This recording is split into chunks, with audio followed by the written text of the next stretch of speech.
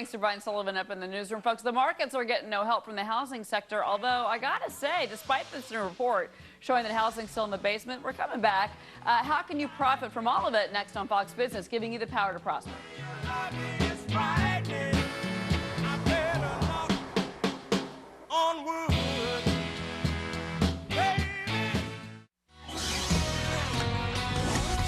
A housing double dip, is it here? It's not too far off, according to the latest home price data from Case-Shiller, with January home prices falling for the 6th straight month, down in 19 of the 20 major cities that are surveyed. Rodney Anderson, author of Credit 911 and executive director of Supreme Lending, joins us now. And these Case-Shiller numbers, Rodney, fairly negative. Seems to me the recession in housing is not over. Well, I think the headline should have been from years ago, and now everybody should be a homeowner, ... not.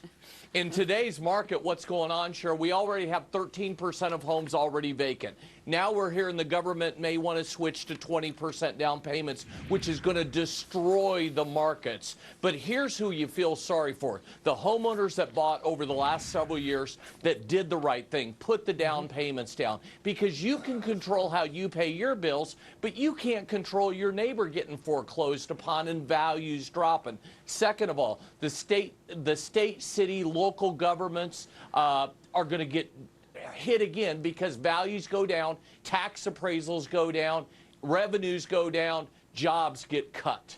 And you know, Rodney, I was looking at the cities that are at 11-year lows. So basically, if you owned a home in Atlanta or Cleveland or Vegas, there you go, Detroit, your home was worth what it was 11 years ago.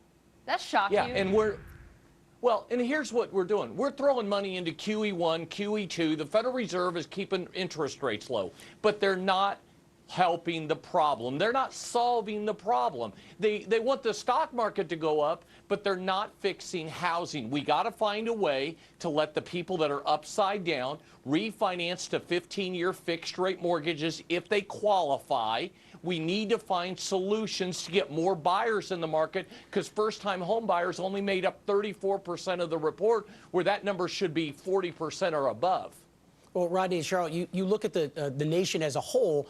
The Northeast is getting hurt worse than anybody else. The rest of the country saw some of the sales agreement go up almost 2.1%. But part of the problem is these sales agreements aren't necessarily completed sales. They go into contract, they get the appraisal, the house appraised for a ridiculously low amount of money, and the deal falls apart. This is happening constantly. People think they're going to be a home buyer. They go through the entire process, and the whole deal craps out because the value of the home doesn't support it. Because, Dennis, the appraisers were the ones that kicked to the curb during the housing crisis in 2008. Now they're trying to cover themselves by doing exactly what he is saying. The appraisals are coming in so low, it's killing half the deals out there. Yes, it is. The markets, I understand. I wonder whether all of the efforts that we're making on the behalf of government programs to try to help with renegotiation, et cetera, are simply extending the crisis longer. I mean, is this a second double dip, Rodney, or is it merely that we didn't get to the true bottom we needed to get to, in part because of government efforts to stop the market from doing what the market needed to do? Yeah, I mean, here's what it is. It's a double dip, definitely, and we're going to see values continue to fall until we loosen the lending guidelines. Forget about the government getting involved. We need to make sure that home buyers that are qualified have access to credit, have access to loans. Qualified isn't loosening. That's what got us in trouble in the first place, is that too many people got loose loans that they weren't qualified for.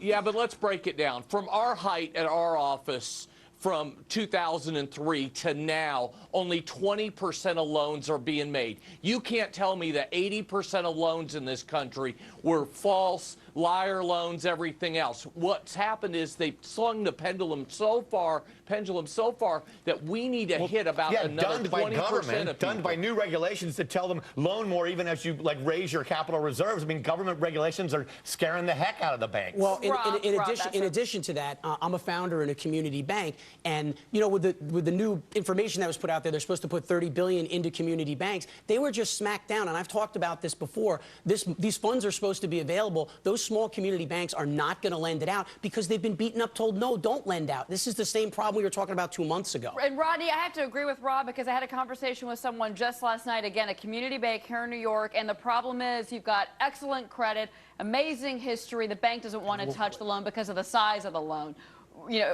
that seems to be happening across the country, Rodney. It is. There's probably 20% to 30% of people that should be able to qualify from financing out there, but everybody on the other side saying, oh, we don't need to give them loans.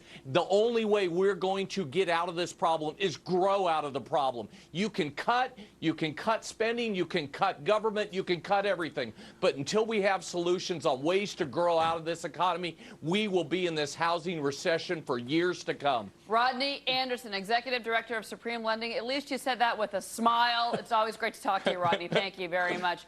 Thanks, Folks, Cheryl. coming up, Secretary of State Clinton is in London, where NATO is about to take control of the Libya no-fly zone.